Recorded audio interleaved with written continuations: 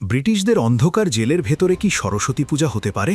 আর সেই পূজার জন্য যদি লড়াই করতে হয় নিজের জীবন বাজি রেখে? ১৯২৪ সাল, নেতাজি সুভাষচন্দ্র বোস তখন বন্দী বহরমপুর জেলে। বসন্ত আসছে, বিদ্যার দেবীর আরাধনার সময়।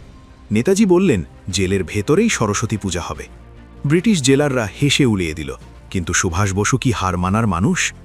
কিছুদিন পর তাকে পাঠানো হলো বার্মার মান্দালয় জেলে। সেখানেই তিনি দেখলেন, বড়দিন পালনের জন্য সরকার টাকা দেয়, কিন্তু সরস্বতী পূজার জন্য এক আনাও নয়। সেই মুহূর্তে নেতাজি গর্জে উঠলেন, ধর্ম আমাদের প্রাণ। শুরু হলো ইতিহাসের এক ভয়ঙ্কর অধ্যায়। টানা ১৫ দিন অনশন, অন্ন নেই, জল নেই, শুধু আদর্শ আর আত্মসম্মান। ব্রিটিশ প্রশাসন ভয় পেয়ে গেল, শেষ পর্যন্ত মাথা নত করতেই হলো। জেলের ভেতরেই হলো সরস্বতী পূজা। বন্দী বিপ্লবীরা বুঝে গেলেন, ভক্তি আর দেশভক্তি এক হলে কোনো শিকলই মানুষকে বেঁধে রাখতে পারে না।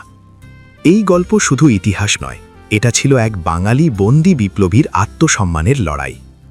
ভিডিওটি ইনফরমেটিভ লাগলে লাইক, কমেন্ট, শেয়ার আর জিও সোসাইটি চ্যানেলটি সাবস্ক্রাইব করতে ভুলো না।